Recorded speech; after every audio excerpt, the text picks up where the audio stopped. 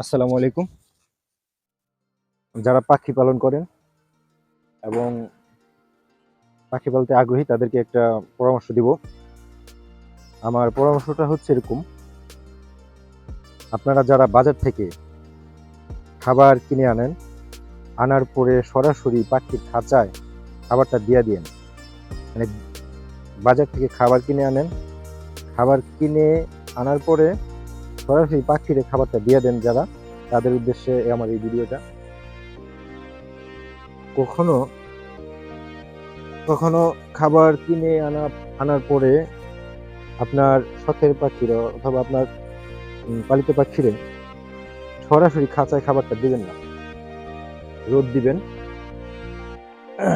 খাবারটা রোদ দিবেন, রোদ দিয়ে ভালো করে পরিষ্কার করবেন, পরিষ্কার করে তারপরে মনে করেন খাবারটা খাঁচায় দিবেন, আপনার পাখিকে দিবেন খাইতে।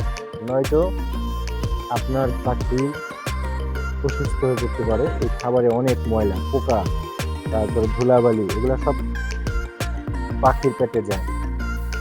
আমার মনে হয় না যারা পাখি পালে তাদের পাখির প্রতি মায়া কম, আমার এরকম মনে হয় না।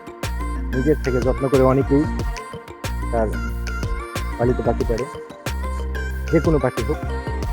বাজার থেকে খাবার কিনে আনার পরে অবশ্যই রোদ দিবেন। এই রোদটা যদি না দেন, আপনার পাখি অসুস্থ হয়ে যাবে 100%। আপনি বুঝতেও পারবেন না কখন কিভাবে অসুস্থ হবে, আপনি বুঝতেও পারবেন না।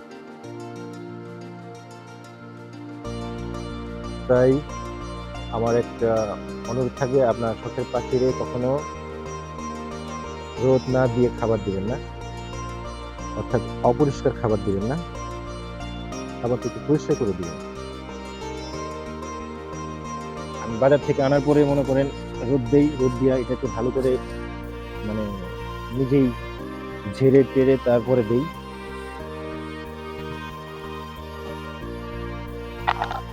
এই যে আমার এই ডিব্বাতে, এই পটে অনেক খাবার আছে, এটা রোদ দেওয়া ছিল, আবারও রোদ দিতেছি।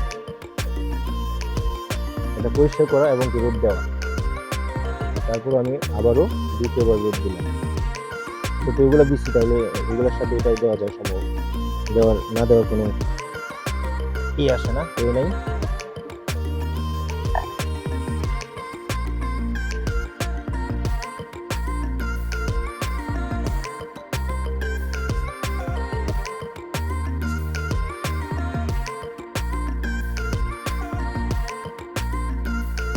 একটু পর পর নাড়াচাড়া করে দিতে হবে রোদ্রে।